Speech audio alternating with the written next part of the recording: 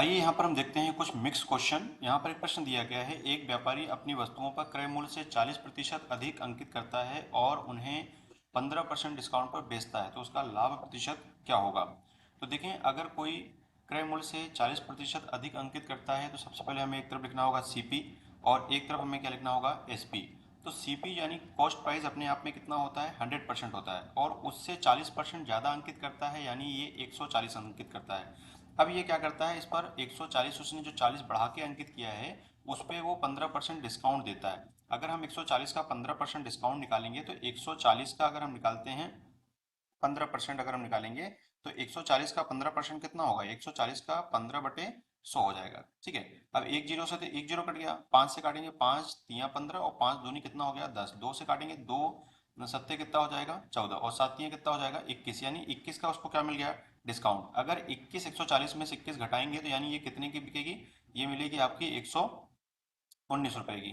यानी कहने का मतलब है 100 रुपए की चीज थी, डिस्काउंट देने के बाद वो कितने की पड़ी, वो पड़ी कितने की 119 की। तो अब देखिए यहाँ लाभ कितना हुआ, लाभ हो गया 19%। तो 19% का यहाँ क्या हो जाएगा लाभ हो जाएगा, यानी प्रॉफिट हो जाएगा। तो लाभ प्रतिशत पूछा गया था तो ऑप्शन यहाँ सी वाला जो है वो सही होगा। आइए अगला प्रश्न हम देखते हैं। दिया गया है, एक आयत का परिमाप दिया है 60 मीटर, यदि उसकी लंबाई उसकी चौड़ाई से 2 गुना है तो बताएं उसका क्षेत्रफल कितना होगा। तो ऐसे सवालों को सॉल्व करने के लिए सबसे पहले आपको आयत के परिमाप का सूत्र पता होना चाहिए। तो आयत का जो परिमाप होता है वो कितना होता है, आयत का परिमाप आपको ये याद रखना है, आयत का परिमाप का फार्मूला क्या होता है।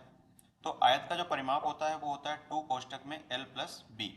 अब इसके बराबर देखा जाए तो कितना दिया है 60 उन्होंने दे रखा है, परिमाप 60 दे रखा है। जब दो से हम एक काट देंगे तो कितना हो जाएगा 30, यानी l प्लस बी का मान कितना आ गया, l प्लस बी का मान हो गया 30। अच्छा, यहाँ एक प्रश्न एक बात और दी गई है, लंबाई उसकी चौड़ाई से दो गुनी है। जो लंबाई है वो चौड़ाई से दो गुनी है, तो चौड़ाई एक मान लो, इसको कितना मान लो दो, इनके बीच में देखिए दो गुना अनुपात हो गया, यानी 2:1 हो गया। अब हम देखें तो दोनों मिलके कितना हो रहा है, ये हो रहा है 3 यूनिट और 3 यूनिट का मान कितना बन रहा है 30।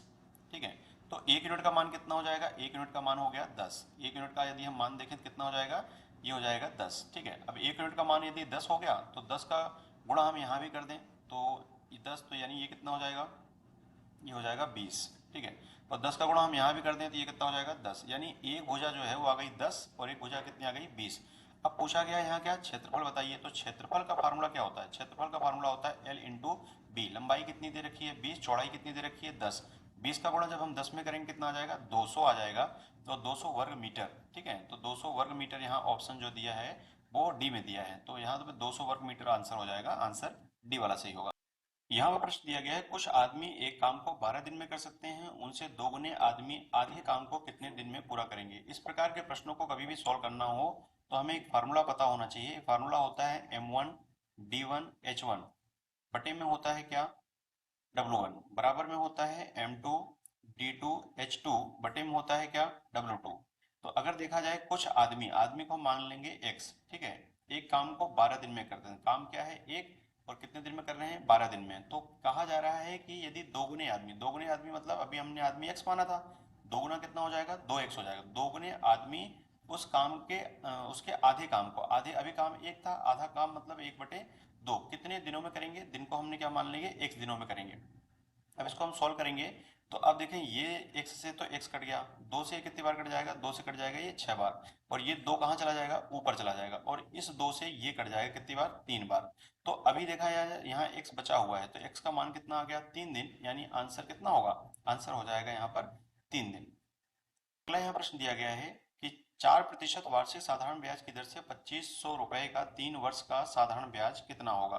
तो इस प्रकार के प्रश्नों को सॉल्व करने के लिए हमें साधारण ब्याज का फार्मूला पता होना चाहिए। एसआई बराबर होता है P into R into T divide by कितना होता है 100। तो पी यहाँ देखा जाए कितना दिया है, पी यहाँ पर दिया गया 2500, दर कितनी दे रखी है 4% और समय दे रखा है 3 वर्ष। बटे में हम क्या करेंगे 100, दो जीरो से दो जीरो कट जाएगी, 25 चौको 100, 100 दिया कितना हो जाएगा 300, यानी जो ऑप्शन यहाँ पर डी वाला है वो सही होगा। चलिए आगे बढ़े हम।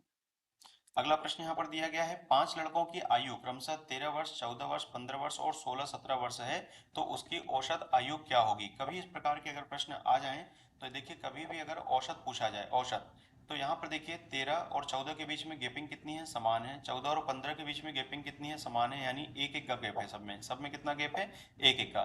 जब किसी भी संख्या के बीच में एक एक का गैप हो तो याद रखो उस समय जो औसत होता है वो बीच वाली संख्या ही औसत होती है। दो इधर से छोड़ दीजिए, दो इधर से छोड़ दीजिए, बीच में कितना आ रहा है, 15, यानी आंसर 15 ही होगा इसका। आइए अगले प्रश्न की ओर हम बढ़ते हैं। अगला प्रश्न यहाँ पर दिया गया है। अगला यहाँ पर प्रश्न क्या दिया गया है, देखिए कि यदि 1 2 3 4 5 का औसत क्या होगा। अभी मैंने आपको बताया जब संख्याएं कोई दी हो और उसके बीच में गैप समान हो तो बीच वाली ही वैल्यू उसका आंसर होती है, यानी औसत जो हो जाएगा वो कितना हो जाएगा, 3 हो जाएगा। आइए अगले प्रश्न की ओर हम बढ़ते हैं। अगला यहाँ प्रश्न दिया गया है 1 से 19 के बीच में सम संख्याओं का औसत क्या होगा। 1 से लेकर हमें कहाँ तक जाना है, 19 तक, और इसके बीच में हमें सम संख्याएं ज्ञात करनी है, उनका औसत ज्ञात करना है। तो 1 के बाद आएगा 2, 2 के बाद 4 6, इस तरह से आ जाएगा, लास्ट में क्या जाएगा, 18 आ जाएगा। तो कभी भी हमें औसत ज्ञात करना हो तो औसत का एक फार्मूला होता है कि जब गैपिंग समान हो, जब मैं यहाँ देखिए सब में गैपिंग समान है तो एवरेज बराबर होता है फर्स्ट टर्म प्लस क्या होता है, प्लस होता है लास्ट टर्म, और लास्ट और डिवाइड बाय क्या होता है, 2। तो पहली संख्या यहाँ पहली सम संख्या क्या हो जाएगी, 2, और आखिरी सम संख्या कितनी हो जाएगी, 18। डिवाइड बाय हम करेंगे कितना, 2।